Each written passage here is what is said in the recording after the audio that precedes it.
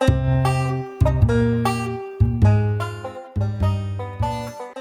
is Burn This Book, a podcast where we, Nicole and Eden, read a banned or challenged book twice a month and discuss its meaning, impact, and censorship to make it more accessible for all readers.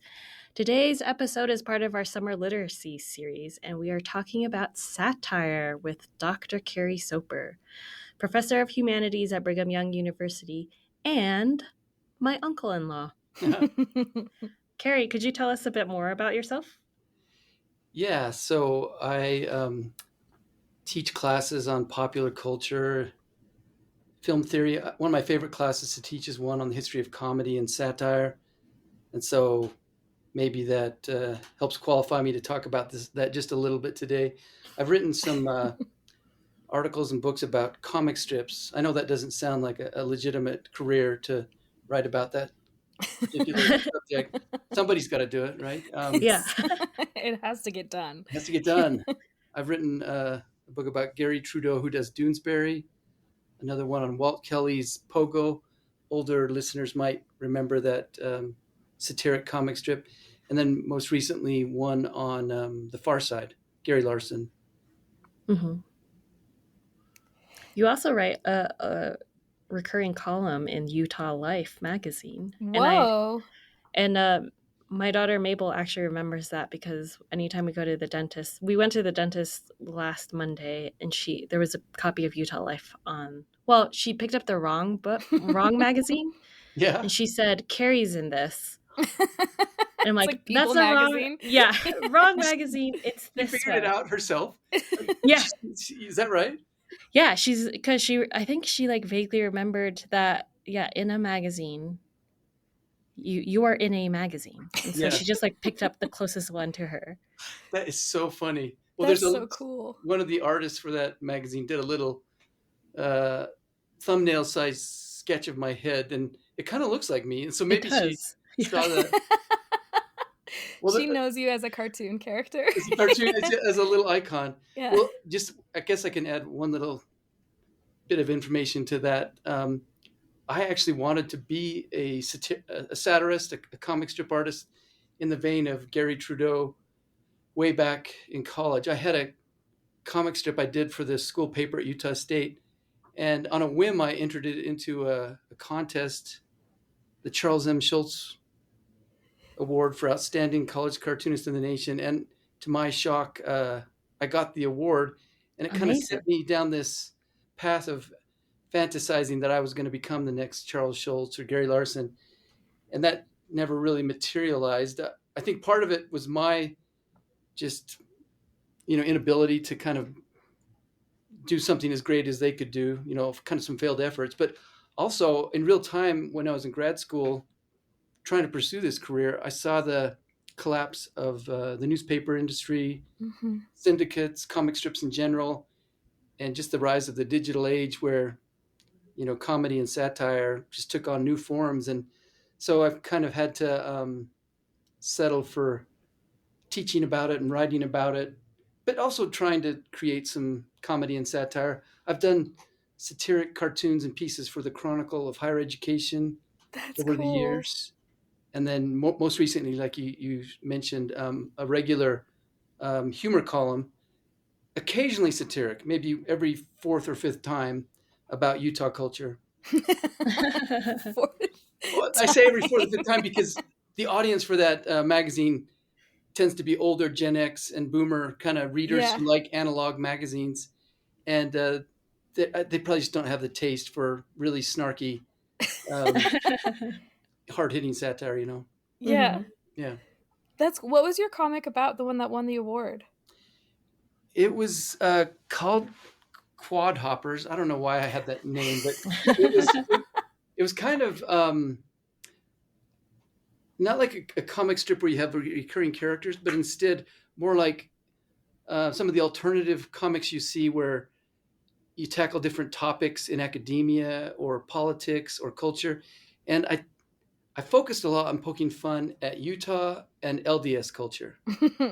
And in fact, I kind of got a lot of hate mail from people who thought I was being too harsh on like LDS culture, because they would kind of conflate the culture with the religion. Yeah. And so people thought I was being kind of anti-Mormon, when in my mind I was just kind of poking fun at quirky things about Utah life that kind of orbited around the LDS Church, Yeah. That's so interesting. Let's break down what satire is. Satire? Yeah. Dr. Soper, but do you have a solid little definition for us? I don't know if it's solid. Like, do you have kind of a crumbly definition? I have for a us? crumbly, fragmenting definition. Yeah, the problem is that there are like all kinds of subgenres, and it's kind of changed, the definition over time. But maybe a very general one is like the use of humor, irony, exaggeration, maybe a complex allegory to poke fun at recognizable cultural practices or prominent cultural, like celebrities or politicians. So you're engaging in a bit of social criticism through the use of humor and comedy. And then if you want, we can, like, as we go along, break down like how this has changed over time and some of the problems with the definition. Yeah. When you were talking, it made me think, are both Hogan's Heroes and MASH, would those be considered satires? Or... Oh, interesting. Because they're talking about a real thing, but they're not actually being like that specific about that exact thing, I guess. Yeah. I don't know. It's fun that you brought up those two works, because there's also, you could probably chart like a historical progression from Joseph Heller's Catch-22, which is this really sharp, biting satire of not just, ways societies behave when it comes to warfare, but like misogyny and racism and, foundational cruelty, like in human nature. Like, it's a really biting, probing critique of a lot of things. And it troubles a lot of people, I think, because it's so unsettling. And so then what you do is you get like a watered down version in MASH, where it's like Catch-22 light, Lite, where you got some of the same kind of darker existential tones, but with some of the rougher edges softened for a television audience and for the format of a sitcom, and the awkward inclusion of a laugh track. Like, it's not even a live studio audience. Like, where are those people? What a weird match. Like, that's actually controversial about MASH, is that it's got this kind of lighthearted laugh track on top of this pretty morbid, dark comedy. And then Hogan's Hero is even more kind of light, almost flippant in its treatment of its subject matter. Like, I loved that as a kid, but it did not introduce me to any of the like realities of what took place during the Holocaust or World War II. Like, you could have been tricked into thinking Nazis were just like cute, bumbling fools that didn't have especially evil intentions, Gotcha. Yeah. So maybe intention, or maybe because the difference go ahead. Part of it's the medium. Okay. And the level of kind of sharpness it will tolerate. These television and sitcoms trying to cater to advertisers and a mainstream audience, it's inevitably going to water down the the potency of satire. Yeah, go ahead. What were you going to say? I was going to ask, so then there does have to be some sort of like potent element. There has to be some sort of, the toxicity level of the message has to be kind of high in order for it to count as a real satire. Is that kind of... Yeah. Well, it could be that academics and real fans of satire want to create that kind of rubric, right? Where you want your satire to have integrity. You want it to be tied maybe to a particular satirist vision. And any time that it becomes commercialized and vetted by committees and sort of tamed for mass consumption, there's this worry that the potency gradually, is lost, right? Diluted. Gotcha. Interesting. So that narrows the field of what a satire is considerably for me. Like the kind of satire you would actually want to celebrate or dig into. Yeah. Yeah. Because you have a taste for the dark chocolate variety. Yes. Yeah. Yes. Other than the milk chocolate that's been kind of commodified or commercialized. Yeah, that's interesting. Well, in my own writing about comic strips, that was a big topic to kind of investigate. Is like, how did these cartoonists working in such a family-friendly, highly censored, highly mediated medium, comic strips, how did they pull it off? And it required like entire chapters just to talk about the behind the scenes negotiations with editors and syndicates and the hate mail they received. And like, there's a lot of work to be done to maintain the integrity in the face of all that pressure to soften or sand off the edges, You gave us a lot of great stuff there. My first question, which we've rolled away from that a bit, is no, it's totally fine, and it's a silly-ish question. Are roasts satire, like celebrity roasts? Because they are like really biting, or is that just like making fun of someone? Yeah, is that just a joke? Where's the line between like not a mean, but like a politically motivated joke, or like a, yeah, that's a good question. Versus a satire. So I would say that roasts, it's like a more specific or narrow type of comedy that specializes in ad hominem, or insult attacks in a comedic way. And it's possible that particular individuals in a roast setting could like engage in a little bit of satiric commentary on things going on in the culture at the time. But I think the kind of formal structure of a roast, where that person is expecting to be teased and roasted in front of a bunch of friends or an audience, it's kind of operates outside of the frame of satire. Satire is usually targeted towards individuals who are not expecting or inviting, the critique, like powerful celebrities or politicians, right? Who are their power or their prominence is kind of checked or critiqued in a punching up kind of fashion. Yeah. Yeah. So in terms of comedy, I think Dave Chappelle would probably count as a satirical comedian, because he looks at issues that no one really wants to talk about, whether you agree with him or not. He can be very controversial, sometimes. Yes, yeah, but he's constantly punching up, though, in who he's mocking and who he's trying to turn on their head, or the topic on its head. And Richard Pryor would be an example of that too, I think. That's good. Yeah. Maybe. Yeah. And Black comedians, it's almost like they have this slightly outsider perspective on mainstream cultural practices, maybe a little bit of license to punch up, to kind of repair a lot of history of, top-down mockery. It's like a righteous cause to kind of repair some of that one-way traffic, Yeah.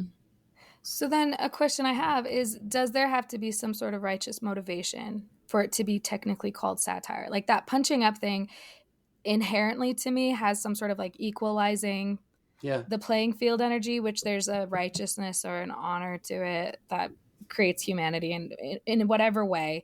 And so I'm wondering if, like, because all the books that we kind of have talked about off of this podcast that are satirical, which would be like Huckleberry Finn, Animal Farm, Slaughterhouse-Five, you can trust the narrator to be a moral voice, kind of, in trying to explain to us. We especially like people from the past, like Mark Twain, that felt like mental liberators for their time, like a little bit ahead of the curve in terms of spotting hypocrisy and racism. And so you can champion them as like, these forward-thinking, righteous social critics. It could be that the definition of satire that we're talking about is a little bit peculiar to American culture over the last 150 years, where you're like comforting the afflicted and afflicting the comfortable, Mm-hmm. and you're using satire as a weapon against abuses of power, whether it's corporate power or governmental power. And so it's seen as like this essential tool in a democratic society that, writers and underdogs, people, in journalism or on the margins, like we're talking about, some of these comedians can use to kind of bring down cultural figures that are vain or abusive or power hungry. There's a famous story of the cartoonist Thomas Nast at the end of the 19th century, single-handedly kind of taking down a corrupt political ring. Boss Tweed, have you heard of him? Yes. In New York City, through his popular cartoons that satirized the corruption of that political ring. And Boss Tweed was famous for saying, I don't care what any of the critics are saying about me. It's those damn cartoons. Because they have this reach, So I say that because there are earlier brands of satire, like there's a genre called Augustan satire that thrived in England in the 18th century that actually engaged in a little bit of punching down. Like, think of, like educated white literary men from that time feeling superior to like women and people from other cultures and minorities in their own culture, Irish people. And so they might satirize the government for its abuses, but in the next piece they might like mock Irish people for being Irish in ways that we now see as racist, or women for their failings because of views of women's fragility at that time. So all these sexist and racist things would sort of bleed into their worldview of what was mockable or deserving of satire. And so scholars, looking at that history of satire, will say that they leaned heavily into a type of superiority comedy where you're like doing it in a very patronizing or condescending way from a position that you felt was like secure in terms of right thinking and moral behavior, but it was actually riddled with all kinds of racist and sexist and colonialist assumptions, Yeah. Yeah. I can think of a lot of examples of that in our modern day. Well, TV is complicated because the medium, like we talked about, but in a lot of writing and in a lot of that, I feel like that is the tone of so much comedy, is trying to mock. Yeah, mock and then reinvent themselves as having the upper hand or as being the correct. Oh, that's so interesting how satire can be misused. You can say really harshly politically incorrect things and then just immediately dip behind the sign of satire. And I was just being satiric. Yeah. Like somehow you give it a highbrow gloss when you're actually just being mean. Yes. Yeah. Do you know the Red Scare Girls? No, I haven't heard of this. Oh, okay. They're this podcast. They're like, they're these two Soviet-born women. I believe they're American citizens. I should really fact check all this before I talk about it, but we're moving forward. And their whole thing is like talking about how society's become a-religious, and that's how that's bad, and that's where a lot of immorality in current society comes, and how the PC culture, or even just being like polite or like asking like, do you have space for me to tell you about my issues right now over the phone to a friend, is actually like just so inhumane. It's destroying our relationships.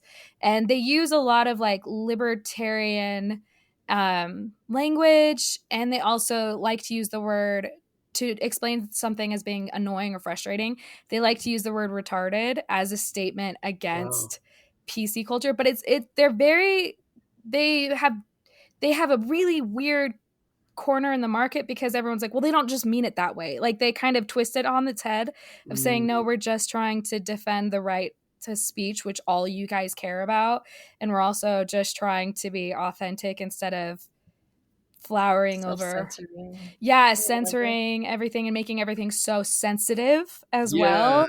And so they make it into they're like funny, and they're always just smoking weed on their podcast and drinking red wine, and they have like these low voices with the vocal fry. So they also have this like interesting Kim Kardashian thing happening, but they're very serious philosophers. Really? Is it a Yeah. pretend vocal fry, or is it actual? I don't know. I feel like it's like an affect they put on for the podcast, but Want to I'm make it not feel- sure because Hot they take- want to hot become. takes? I think it's true. You can. Yeah, I'm gonna send you guys like a clip at some point this week, just so you can get an understanding, because they might be that kind of example, and they're very mainstream because it's like we're finally getting back to reality. Can I let me just throw something in about that? Yeah. Here's one of the complexities I think of like using irony in satire, Yeah. is that it's very unstable. Oh. You're creating usually, a persona when you're being ironic, and you're being facetious. Like you're saying the opposite of what you actually mean, and people are supposed to decode that layeredness. Mm-hmm. And so think of Jonathan Swift's A Modest Proposal, where it's not him proposing like this, abuse or consumption of babies to solve poverty in Ireland. Right. He's using the voice of an English government bureaucrat who's trying to normalize these terrible ideas by giving it this really sort of logical or rational set of justifications, like the banal evil of like a bureaucrat using logic and data, right? Mm-hmm. But the problem is that people like these the Red Scare that you're talking about, they can toggle between being facetious and ironic, and then occasionally just saying like really harsh, politically incorrect things, and leaving it up to you to decide when they're being ironic, and always retreating behind the label of satire if they're called out for being especially kind of mean or gross. Does that make sense? Yes, that's the Trump, the King post that he did on Truth Social. Oh, yeah. Because people are like, he doesn't mean that. He's just joking. He's just trolling you guys. Oh, my gosh. But we don't know, how earnest or how... Yeah. Well, the problem with that is Trump does kind of behave like a comedian at times. Yeah. But it's never sophisticated satire. He's the equivalent of like a roast comedian who uses like rallies to mock, whole groups of people or his enemies. And it's always like a kind of mean bullying kind of comedy, like you're on a sports team and you're mocking the other sports team, and I know his followers love that, but I don't think you could say he ever has like layered satiric. He doesn't have that through line to lead to an essential message at the end. Yeah. Gotcha. Yeah, there's no coherence either. It's just like random pot shots at people that annoy him. Oh, man. Well, and then one big problem like with political life today is that daily headlines could easily be mistaken for fake headlines in The Onion. They're so outrageous. Yeah. And so it's almost like the layers between, or the line between satiric news and real news has been blurred. It's very exhausting. Yeah. Yeah. It is exhausting. So then to help me focus into what exactly is satire, because I feel like you've done a really great job in demonstrating the difference between irony, satire, comedy, and satire. Yeah. What makes Huckleberry Finn a satire? Because it's not particularly funny to me. Yeah. Like Huckleberry's cute, Jim is lovely, but like I wouldn't say I was like laugh out loud funny kind of moments that happen in Animal Farm where you're like, oh my gosh, that's ridiculous. Yeah. So it's Twain is using a genre of literature that is very mainstream and popular. Like I guess it's been defined as like a picaresque tale, like a coming of age story. Mm-hmm. It was like these little episodic scenes. He'd already written Tom Sawyer, right? Yeah. In a similar vein, without maybe the heavier satiric or thematic, literary intentions. But it comes across as if it's just another entertaining tale of a young boy, making his way in the world. And so maybe that's one common device in satire, is using some sort of um, sweetener, like an allegory or a specific genre that people are accustomed to, as a shell within which you can kind of couch your cultural criticism. So, Twain himself pretends at the start of Huckleberry Finn that there are no deeper themes in this story. Don't try to read into them. But he's being, disingenuous there. Mm-hmm. He clearly has bigger intentions. But he wants to engage in sort of a stealth satire where you're drawn into this entertaining story and you're gradually sort of introduced to these cultural criticisms. And so I guess that's one way that it's satire, is it sort of creeps up on you in terms of its cultural or social critique. Mm. And then once you're in the novel, you've got a protagonist who actually does not have a sense of humor. Huck is very literal. Yeah. Like he's on the margins of society, and he's just like an observer, and he's eager to please. He's trying to get along, but he's like uncorrupted by like religion and education, and so he's got like this foundational kind of folk morality where he just like calls it as he sees it, and like sees people's goodness or sees their hypocrisy with such clarity. And so that's a really clever device as sort of a guide to get you as a reader to see the world with fresh eyes. And then that also invites you as a reader to make moral judgments yourself, because Huck doesn't do it. You have to complete the critique or see through what he can't see. For example, there's this famous scene in Huckleberry Finn, the prayer scene, where Huck his conscience is like troubled because he's broken the law in stealing this slave that was someone else's property, because that's what he's been told by this Christian society and its false moralities, that people are property. Yeah. And so he's trying so hard to like get with the program and get right with the law and the church. And so he starts writing this letter admitting that he's stolen Jim and that he's going to give him up. And when he gets to the end of the letter, he's like, I can't do it. I can't sell out my friend, because ultimately he insists on like a higher morality, that Jim is a human and he doesn't deserve to be property. And then he says this prayer where he asks for forgiveness, that he's going to go to hell because he can't be a good Christian and follow through in giving Jim up as stolen property. And he goes, I'll go to hell. Like I'd rather go to hell and be Jim's friend and not give him up. And so you as a reader can see how absurd that is, that he feels guilty about being more moral than these, hypocritical Christians of his time, that justified slavery. So what a powerful kind of satiric device to get you so morally engaged as a reader, Yeah. Oh, that's so smart. He also borrows a device from African-American folk tales, trickster tales, which I think are a type of satire where African-Americans during slave times told these, seemingly cute animal allegories or stories or fables with Brer Rabbit and Brer Fox and Brer Bear, right? And the prey animal, the rabbit, would always survive or trick the predators by using wit and guile and kind of comedic jujitsu, like the vanity or the greed of the predator would be used against it. Yeah.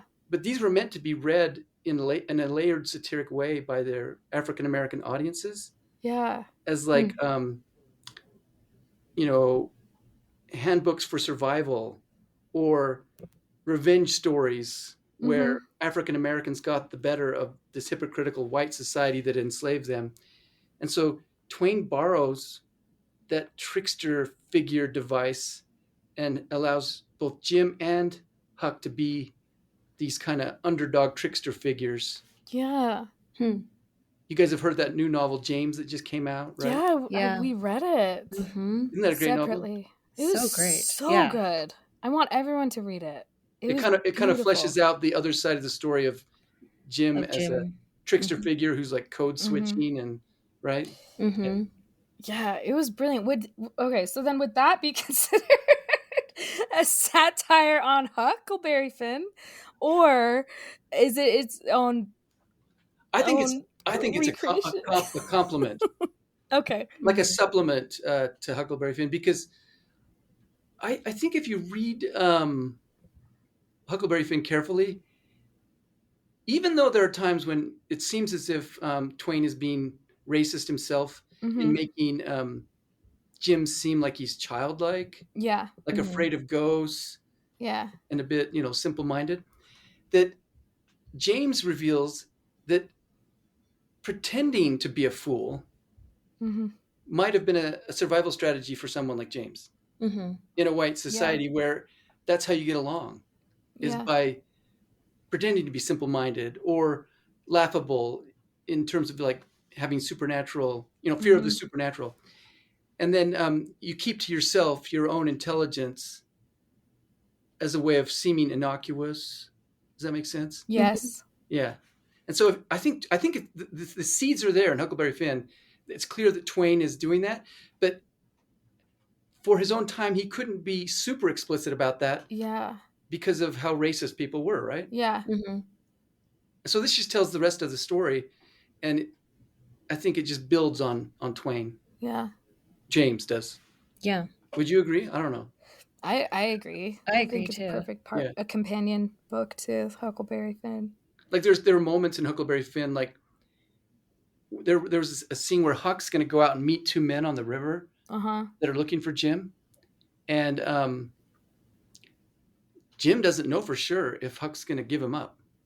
And so as Huck is paddling away, Jim yells after him, "There goes Huck, the best friend a man has ever had.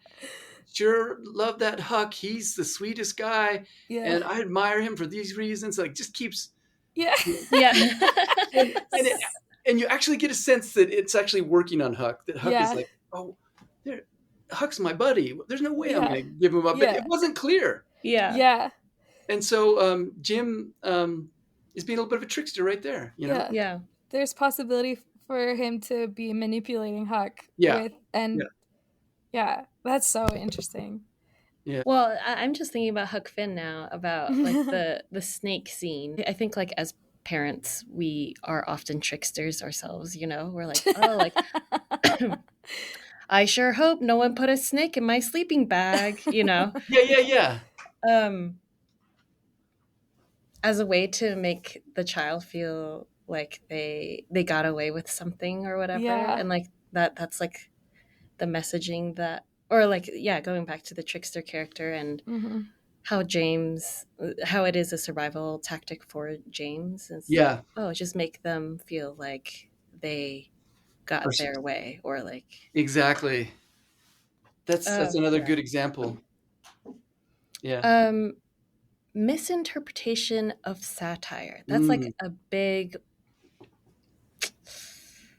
Yeah, like the talk about the issue, talking about the Red Scare girls, how like, or like the King post from Trump.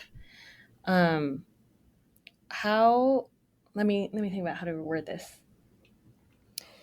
How do you measure that, or how do you? I was asking Dr. Soper this. Does there have to be like a shared agreement of meaning or of feelings about something in order for satire to work on its audience? Or like, was that post the Trump is the king, long live the king post or whatever only meant for the people who love him and think he's the funniest person ever? Or is that kind of what you're asking? Is like,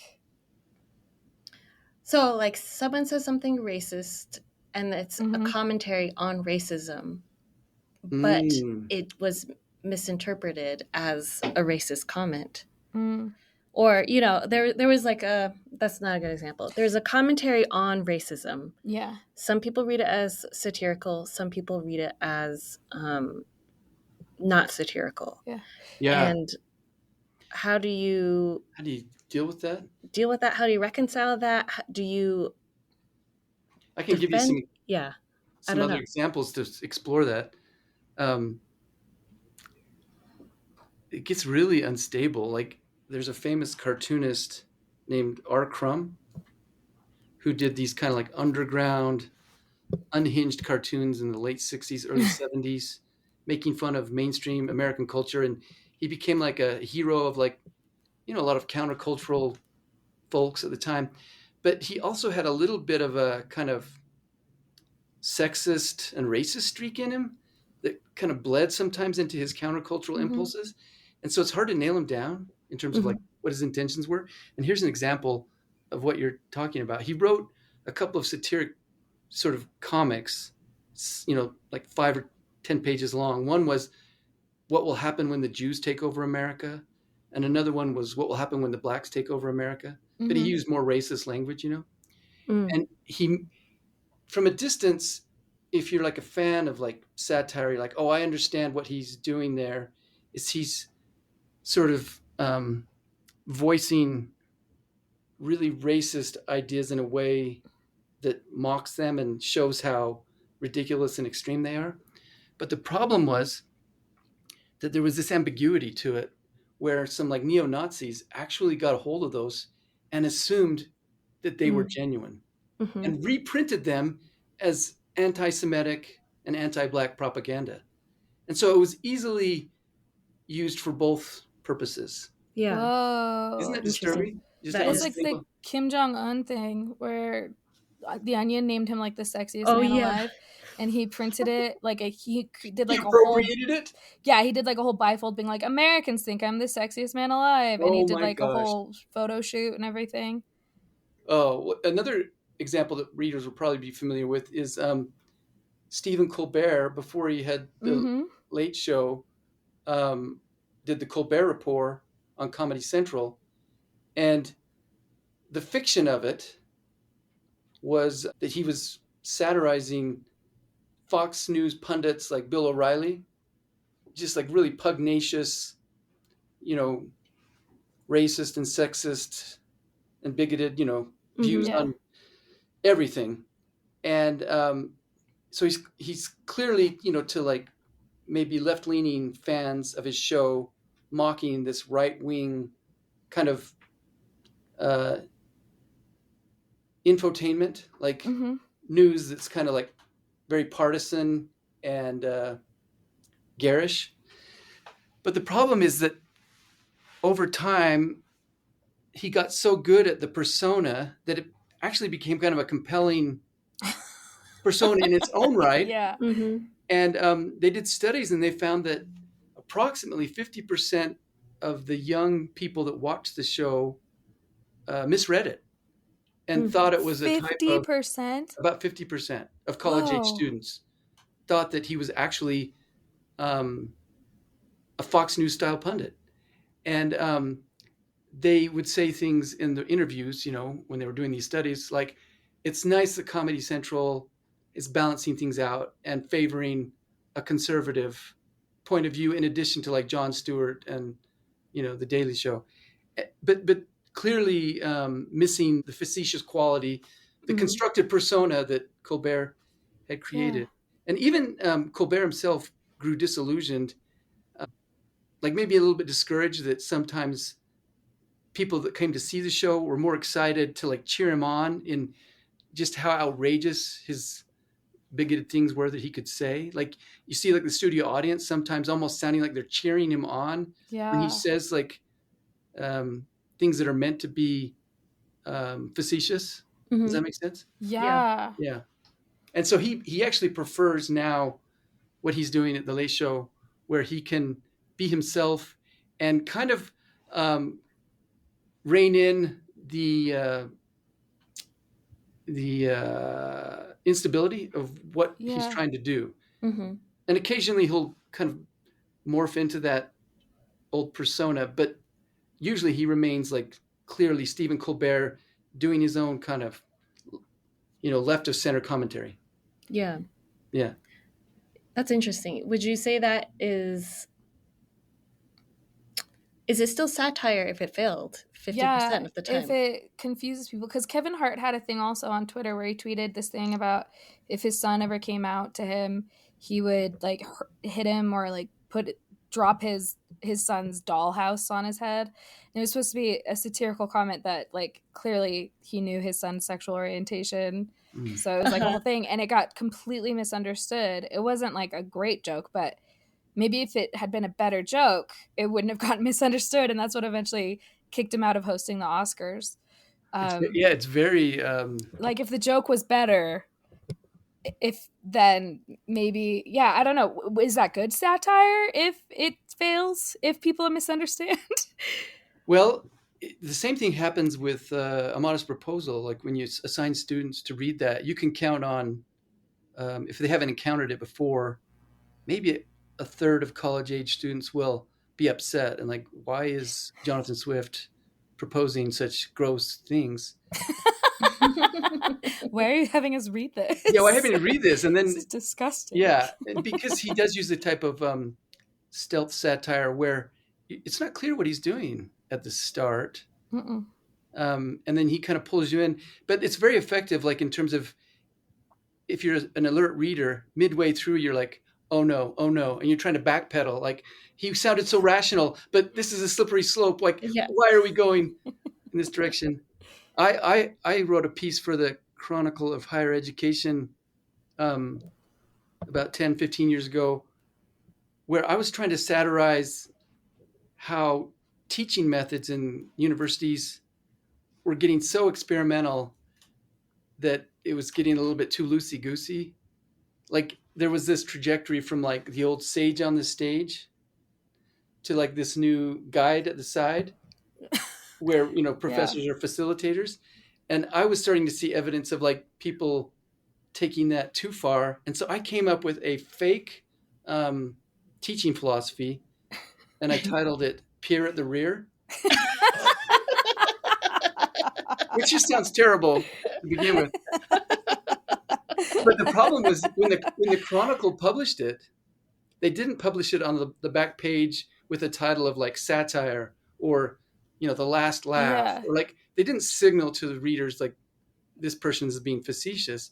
And so the same rule applied where I'll bet half the people who read it, even though it was a ridiculous person that I created, it wasn't me, who was like just trying to be the buddy to these students and like, hang out with them and like get rid of grades and like reduce the classroom to like just a rap session that was just cringy.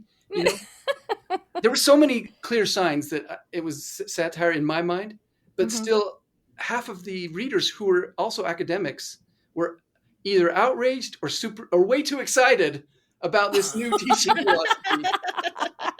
I even had a couple of people write me and say, where can I sign up? Like, this is what I've been waiting for. So I don't know what the answer is. Like, when you get into like the layeredness of irony, how can you ultimately determine or control how people are going to read it? It's such an unstable thing. Because it feels like in that magazine, is like specifically, there should have been a shared agreement between you and the readers because you're all in the same profession. It's not like you just sent it out into the wild for people who have no understanding of the trends in education and things like that. But there was still that misunderstanding. Doesn't that show how maybe how detached or superficial people are when they read things? Like, often they're not even reading the whole article. They're just like scanning the first few paragraphs and then making assumptions about what they think it's about. Yeah. It feels like people don't read things in good faith either. Yeah. where they assume they're trying the to person warp it to writing. fit their own needs. Yeah, sometimes. yeah. Or they're assuming like the writer is just an awful person. Yeah. So inherently, no They're matter just what so they read. eager to troll you Yes. if they think that you're not on the same point on the political spectrum. It's almost like a combative sport. Like, Yeah. are they one of my camp, or are they like, are they a Dem or are they a Trumper? Yeah. It's so partisan these days, isn't it? Yeah. I wonder if it was easier to write satire before things were so divided as they are. Yeah, like Gary Trudeau said about his comic strip Doonesbury, even though he was kind of left of center, he called himself an equal opportunity offender, where he was willing to take on foolishness anywhere on the political spectrum, and he made as much fun of Bill Clinton as he did, Bush and stuff. Yeah. But it seems that a lot of comedians now like have to choose a partisan camp, or they go the Nate Bargatze route and just refuse to like touch say anything anything political. Yeah. Right? Yeah. That's interesting. I wonder if satire will continue to work in the future as we keep getting more and more divided, or if it will into just these be little ecosystems. Yeah. Because I think it's revealing that this may have been true of satire all along, that it doesn't really succeed very often at like reforming people. Yeah. It more often just like helps like preach to the choir and reinforce your own kind of team affiliation. Yeah. I mean, there are exceptions. There are things like Huckleberry Finn, where it's disguised as like mainstream kind of literary entertainment that, introduces generations of readers to like more critical ways of thinking about religion and racism and things like that. But a lot of like combative popular cultural satire already just seems to be more about like making you feel good about what you already think, Yeah. Yeah. Oh, Twain famously said, no, it was Swift. Swift famously said, satire is like a warped glass, which is a mirror, in which you see everyone's reflection but your own. So doesn't that show that side of human nature where you never want to think of yourself as the target of satire? It's always about other people, right? Yeah. So there is a shared agreement. It's not a tool of persuasion, generally. I don't know. And like you get a whole generation of satirists from like the 1960s onward that kind of give up the idea of like high-minded, reform through their satire. And it's more about just like deconstructing a lot of our big social myths or ideals. Like think of, starting with Catch-22 and then getting on to Thomas Pynchon or David Foster Wallace. It's just like really ironic and cynical and deconstructive. And it's like you're tearing down all these glass houses without necessarily building up anything in their place. Yeah.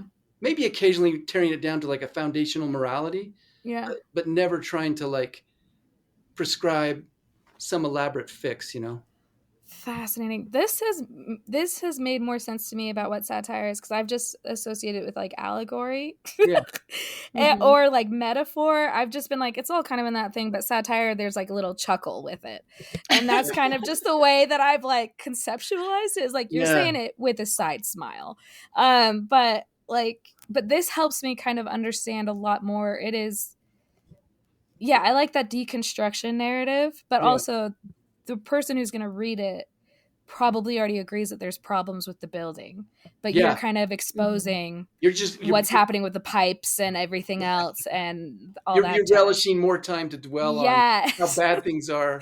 One little ray of like hope in terms of that trajectory is there's now like a designation that's being made between like early postmodern comedy and satire and late postmodern. And so maybe about 10, 15 years ago, there's like a tonal shift where that hip irony or cynicism that you see in a lot of literary satire, David Foster Wallace kind of stuff, starts to give way to a bit more sincerity or earnestness and Oh. hope. And so a key figure is George Saunders. You've heard of him before? Yes. He's won like the MacArthur Yeah, genius. Genius Grant and Yeah. the Pulitzer Prize. And he started out his career in that kind of snarky early postmodern mode, just deconstructing things. And then I think he got a little bit kind of fatigued with how, maybe defeatist it feels. And so he sort of to leaven the comedy or the satire by reintroducing a bit of hope and love and empathy. And so you get these stories where you're like, oh, this is going to end badly. But then surprisingly, it has like this sweet, happy conclusion that shows a little bit of hope in terms of human nature and generosity and empathy is a big deal for him as a powerful kind of foundational way of overcoming partisan divides and your own narcissism, your own selfishness. And so there are kind of veins of satire emerging that could be categorized under what's called the new sincerity. Oh, the new sincerity. But it's not like you're prescribing one political, fix, but instead just a set of attitudes and ways of dealing with people that are hopeful, Yeah. That's cool. Yeah. That I'm excited to read this new postmodern satire. New sincerity, yeah. Yeah, the new sincerity. And compare with those conclusions that do kind of aid in humility.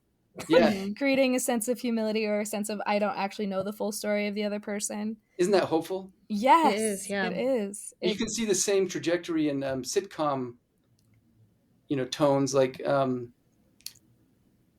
Seinfeld was a little bit cynical, and then Friends even has kind of a mean kind of insult quality to it. And then think about how The Office and Parks and Rec start to they get venture tender into more earnest territory. And then you Abbott Elementary now. Abbott just Elementary, all tender, all earnest. Or The Good Place. How about Schitt's Creek? Yes. I'll just keep saying yes.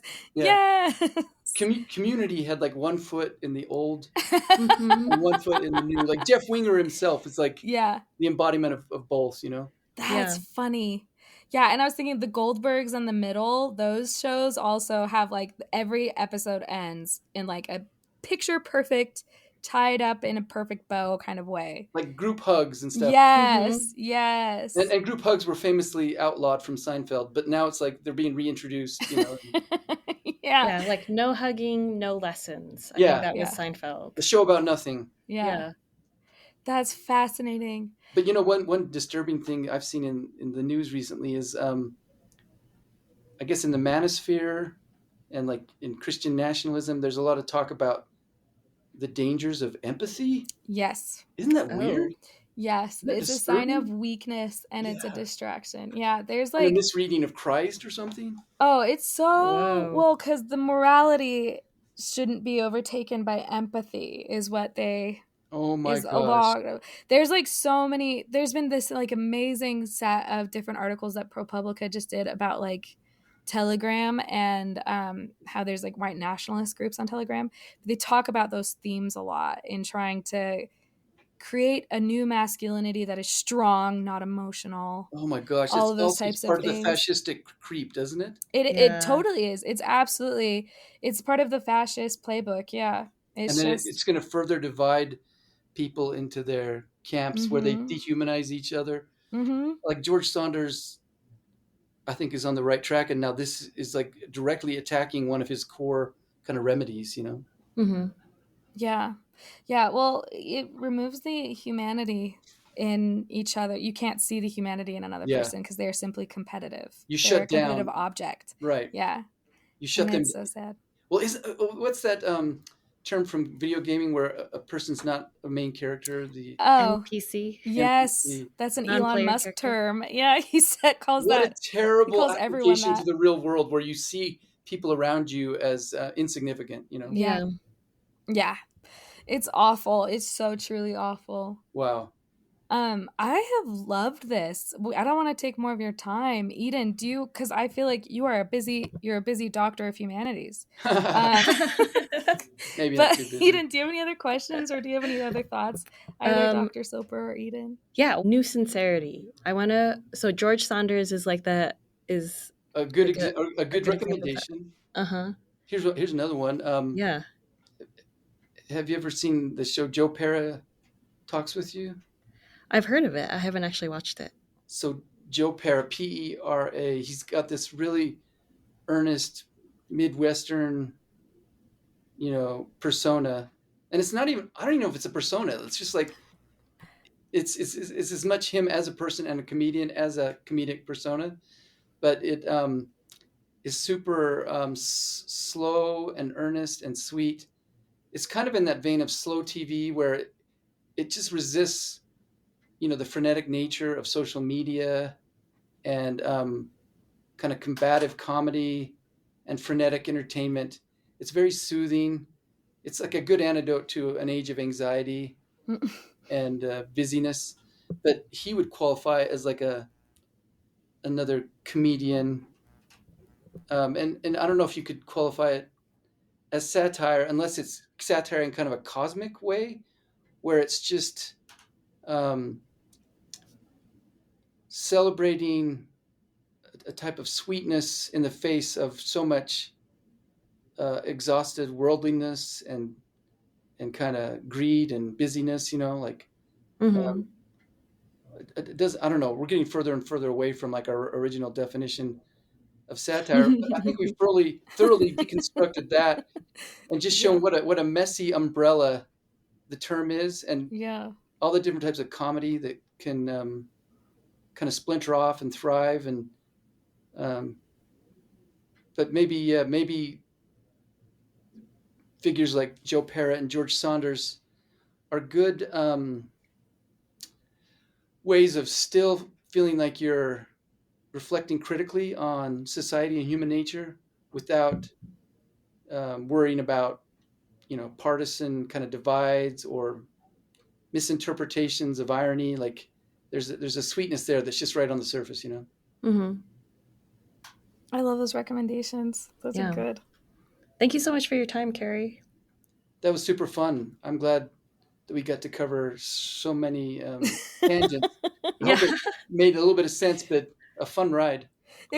I loved it so much. I am excited to talk to you again someday about other literary devices if you're ever willing, because Cool. Anytime. Yeah. it's a delight. This was so cool. Fun. I had a great time. You guys are great interviewers. Thank you.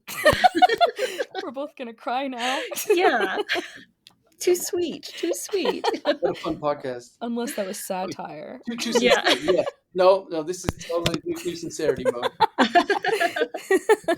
Totally genuine. Good. Thank you so much. Yeah, thank you. That was fun. All right. Thanks a lot. Okay.